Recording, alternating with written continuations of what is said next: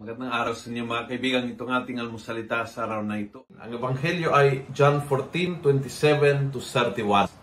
Sabi ni Jesus, "Peace be with you, my peace I give to you, not as the world give peace, do I give it to you." Iba kasi yung kapayapaan ng mundo is walang gulo. Sa Panginoon, hindi naman siya takot sa gulo. Hindi naman siya takot na ang mga bagay ay pag-uusapan. Hindi siya takot na makakaiba ang ating pananaw. Hindi siya takot na minsan hindi makakasundo.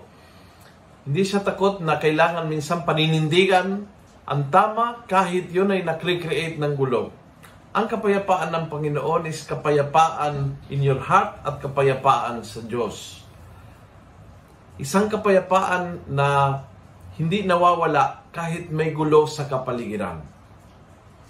Kasi kung hindi ganon ang kapayapaan, then there are moments that you can have peace kapag walang away, walang gulo, walang makakaibang pananaw, at may times na talagang walang kapayapaan dahil hindi kayo makakasundo o hindi kayo parehas ng pananaw or may problema na pinagdadaanan ng pamilya o ng opisina o ng ministry. Ang kay Jesus is kahit gulo sa labas, pwedeng manatiling nasa loob ang iyong kapayapaan. Dahil hindi galing sa sarili, galing sa Kanya. Peace I give you, my peace I give you.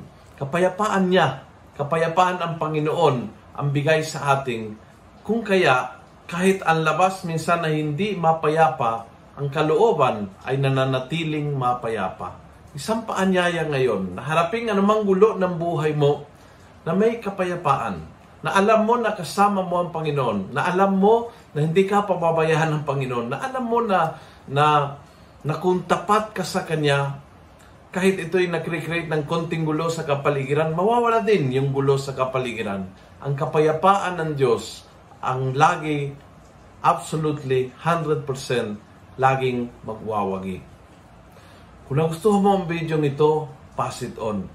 Punuin natin ng good news ang social media. Gawin natin viral araw-araw ang salita ng Diyos. God bless.